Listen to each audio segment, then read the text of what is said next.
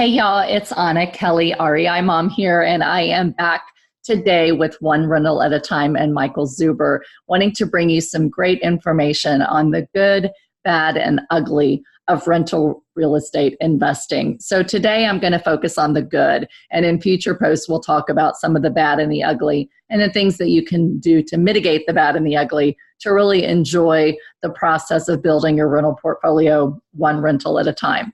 And so the reason a lot of people like to start with small rentals is because they're a little less scary. And as people see things like, flip this house on HGTV, it kind of eliminates a little bit of the fear of getting into flipping. But the reality is there's a lot of things that they don't show on these shows that make this a not for the faint of heart venture, building your real estate portfolio one rental at a time. So I want to talk a little bit today about starting with small rentals, whether that be a single family, a duplex, 4-unit buildings, and some of the good things about owning rental property when you're starting small, one rental at a time. And one of the first good things is that you can really start with very little money. If you put in a little bit of time and sweat equity, you can find some singles, duplexes, small 4-unit buildings off market and try to take them down with creative financing if you don't have a big enough down payment. So you can find these properties off market where when you get into larger multifamily and commercial properties, it's not very likely that you're going to find somebody that's going to completely seller finance the whole thing. But you can also partner with others to either lend you money for the down payment and the rehab costs, or to be an equity partner that you share the property with and you take advantage of other people's time and other people's money, whichever you don't have the most of. So if you have a lot of time but you don't have any money, you can get started by putting in the sweat equity. If you have a lot of money but you don't have very much time, then you can find people to do the work for you or to partner with you. You can also start by house hacking a 1 to 4 unit building. A lot of people don't really realize that you can get conventional financing through FHA, for example, where you can buy a 1 to 4 unit apartment building and live in that property as a owner, but also as an investor. So on a single, it's kind of the same as just buying your own home. And maybe you buy something that you ultimately want to turn into a rental property as your first starter home before you move into a much more expensive property for you to enjoy. But a lot of people like to do a duplex or a 4-unit, for example, because you can live in one unit and you can have the tenants from the other units paying your mortgage, your taxes, your insurance, and basically live rent-free. So it's a great way to get started, and it's one of the first things we did when we moved to Pennsylvania 12 years ago and started buying rental properties ourselves. You can also get really low rate long-term fixed financing and a 30-year amortization on those programs. So it's an amazing way to get in and lock in your rates for the long term for your first property. You can also buy properties that are turnkey that need very little work. So if you are not a weekend warrior and you don't think you have what it takes to rehab properties, you're just going to have to pay a little bit more for a nicer property, but they can be completely hands-off, something that's already nice, that's already had updated interiors, roofs, mechanicals, so that they're not going to have many things go wrong. And if you don't want to self-manage them, then you can hire a property manager to self-manage those for you. So you really can eliminate all excuses for thinking you can't buy property by just buying the right type of property and bringing on the right team members that can make you successful in building your rental portfolio. Also, you can usually make a couple $100s a month on rental properties. And so it's an amazing way to start building up extra cash flow where on top of the expenses to operate the building, the rents that you charge are going to bring you in a couple $100s a month that can help pay for things like childcare or your kids' sports activities or a date night every week, whatever it might be for you. So it's all about cash flow. You're really buying rental property so that you can create a stable income stream and ultimately on the back end, once it's paid off, have assets that are worth a lot of money. And it's very easy to do that slowly over time just by buying one at a time that brings in a couple $100s a month a piece. Also, these buildings, as I alluded to, are being paid off by your tenants. So while you have a mortgage payment, the tenants are paying that down actually. So it's really not costing you anything to have that mortgage. And basically, not only are you getting the benefits of that cash flow, But in 20 or 30 years, when those things are paid off, someone else has basically bought that building for you. They've paid it off completely. And now you've got assets that are worth significant money that you can use to either sell and pay for your retirement, or better yet, you could refinance them, cash out, continue to buy more, or you can live on that cash flow without a mortgage, which is going to be exponentially higher once that mortgage is paid off. It's very hard to leverage your way into other types of investments, into stocks and bonds. And so real estate, one of the beauties of being able to own small rentals is to be able to have someone else paying for your assets and growing your net worth while you're also enjoying the income stream. These buildings should go up in value over time, although there are economic cycles that make certain properties worth more or less in certain areas over time. When you're holding a property for the long term, typically they're going up in value faster than inflation is. And so that's a great thing to have. And you can force appreciation if you are dealing with apartment buildings, 4 units, maybe 5 units and plus, absolutely, just by increasing the rents, lowering the expenses and making them a little nicer, so you can make them worth a whole lot more money with not a significant amount of time that has to lapse, like waiting for regular appreciation on a single family house. So the forced appreciation is really one of the reasons I love multi-unit apartment buildings over single families, in addition to the fact that you have some economies of scale by having one roof, maybe 1 or 2 heating systems for a couple of units, instead of each individual house having all of those components that could go bad over time and be costly.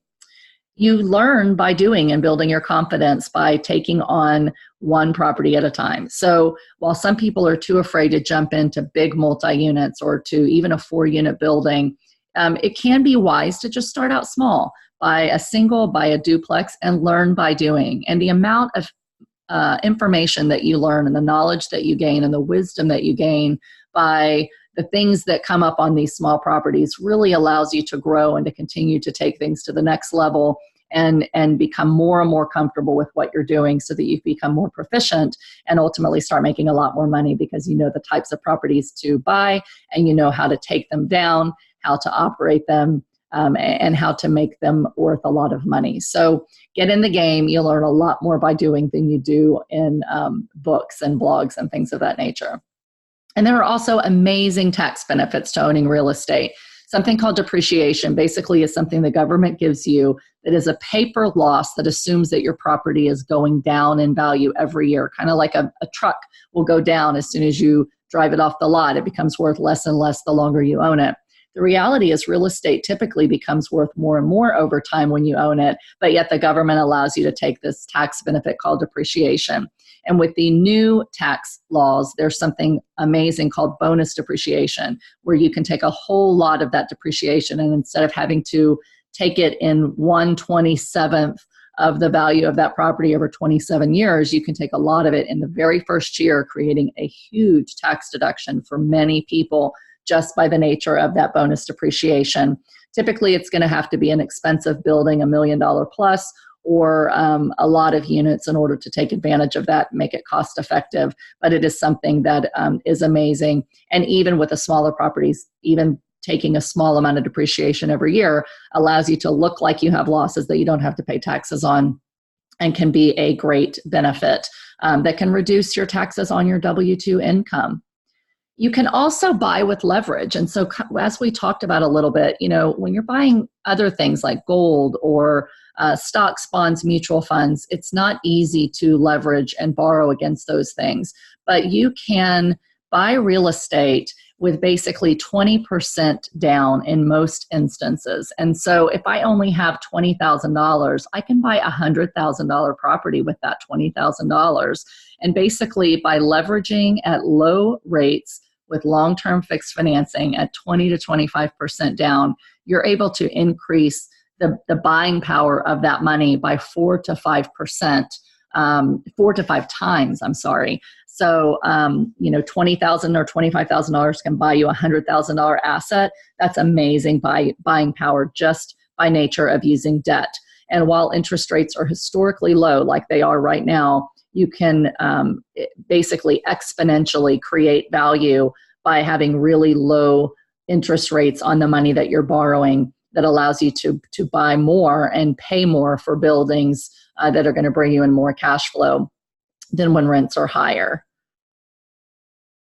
Also, owning property with leverage is an inflation hedge, and this is probably a video for another time, but basically the value of money goes down over time. So $1 today is worth more than $1 will be worth, 10 years from now, 20 years from now. So if I pay cash for a building, I have $100,000 of today's money locked into it. Over time, that cash is going to be worth less, and the dollar amount of that property in the future is less than the same dollar amount of the value of the property today.